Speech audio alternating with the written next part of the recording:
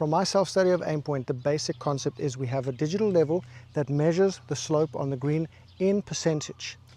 We use that and then stand behind the level and feel how that much percentage feels in our body. Now, I understood it to mean it means in your feet, but it doesn't really mean in your feet for me.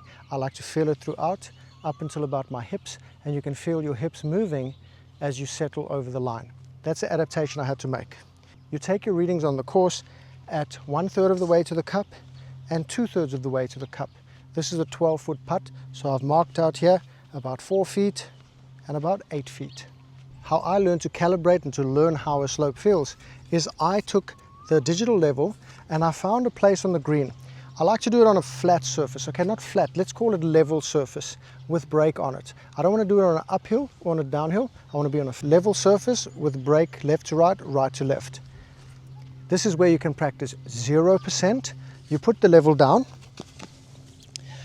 and then there's a 0, on it and you get the feeling. Then, to make it easy, you move to a 2% slope.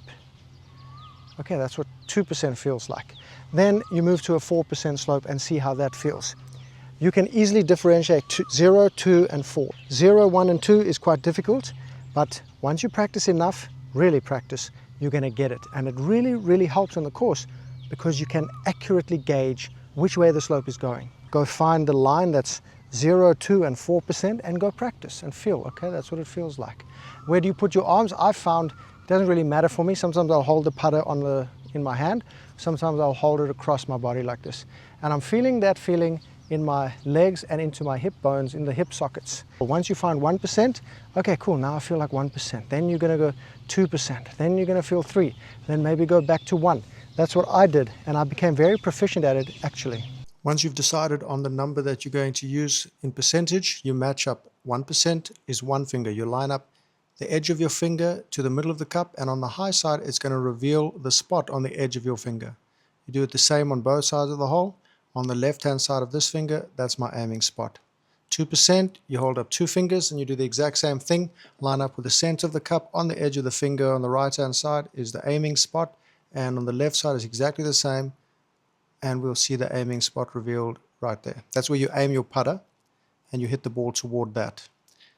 3 fingers looks like this, and 1, 2, 3, 4 fingers looks very simple, but when we get to halves, that's where things look a little bit different.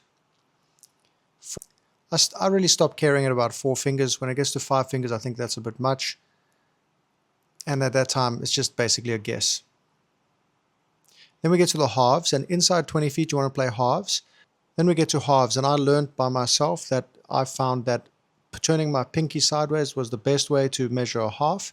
1.5, I use my thumb, but I have also seen alternatives where people use just the 2 end fingers and turn their palm toward them, which is so uncomfortable for me. And then we get 2.5, which is your 3 outer fingers instead of, which would normally be your index, middle, and ring finger.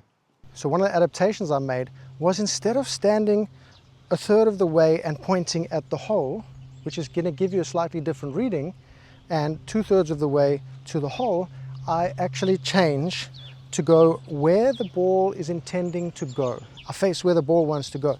Then at the 2/3 way, I also face where the ball's going. I don't just face at the hole or stand in line with the ball, because it's not going to roll here. It's going to roll here. Then I get more accurate reading. That's the adaptation I made to make it a bit more accurate. My self-study of Aimpoint showed me that I get to my line, I read it, I get 1.8, I come to the 2/3 section and I get 2.5%. You take the higher reading. The higher reading here is 2.5. 2.5 means we take 2.5 reading here at the ball, and from 10 feet to 6 feet, we stand in line with the ball. Toes in line with the ball. From 10 feet onwards, we stand a foot, or whatever you like really, a foot behind the ball, and we place that arm in front of our dominant eye, close the non-dominant one, and align the number of fingers to the amount of slope. So you get 1% is 1 finger, 2% 2 fingers, 3% 3 fingers, 4% 4 fingers. There are halves as well, and inside of 20 feet, you want to play the halves. That's what I've found. You don't want to just round up. Anything longer than 20 feet, you just round up. If you get 2.5, make it 3. We want to err on the high side on long putts. We don't want to go low. Because I have found If we miss on the high side by a foot, we miss our line by a foot, we'll finish 6 inches from the cup. If you miss your same line on the same putt a foot low, you're going to finish 2 to 3 feet on the low side. It accelerates the miss if you miss on the low side. This is another one of the adaptations I've made because I was struggling to understand how, if you're going to make an accurate system, you need to have accurate readings. So I made a tee with exactly the width of this finger placed over here. So that's 0.75 inch, 0.75 inch, 0.75 inch. That's 1, 2, 3, 4, 5. And in between we have halves. So I just use this tee instead of my fingers, because now if you use your fingers, you have to know the width of your finger and then collective of 2 fingers, 3 fingers and 4 fingers. I thought it was easier to get the calipers out. I just got the calipers out. I measured my right index finger and I got 3/4 of an inch. So I just added 3/4 of an inch to a tee instead of guessing along my fingers where I'm going to aim. Hey, is this tee legal? Who knows? And then what I did is I did some mathematics on the screen right now to understand how far from my eye, my dominant eye, my hand needs to be to make an accurate reading if I'm going to use my fingers, which is about 18 inches. I did the maths, and then if I hold this tee 18 inches from my eye, it's the exact same thing, and I get good reads.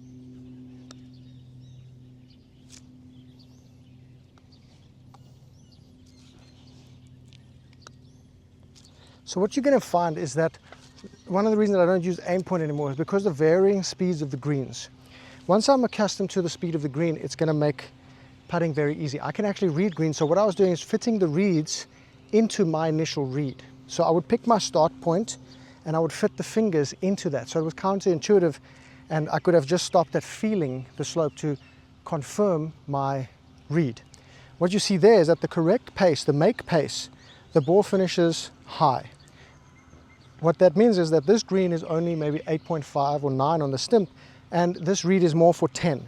So most of the time the reads are for 10, and then what I didn't like about Aimpoint was knowing how close and far from your face to move your fingers based on downhill, uphill, slower greens, faster greens. So I don't use that anymore. I just take my read and adapt to the green speed. You're supposed to stay calibrated so that you know when you stand over a line how that percentage feels in your body. But if you're willing to calibrate yourself every couple of weeks, you're going to really love Aimpoint. From 6-7 feet back, you can use the fingers. Inside 6 feet, I stopped using the fingers because I didn't find they worked anymore. If I have a putt from 4 to 6 feet now, I learned to memorize break. If you have a 1% slope on a 4-footer, your starting line is inside the cup. If you have 2% on a 4-footer, your line is 1/2 of a cup outside of that. And if you have a 3%er, your starting line is 1 whole cup outside of your starting line inside the cup. So you end up with 1% on the edge, 2% half a cup, 3% a cup outside of your 1% line. If it's 5 feet, all we do is we shift that starting line over to the edge of the hole. And then you go half a cup out, half a cup out, 1%, 2%, 3%.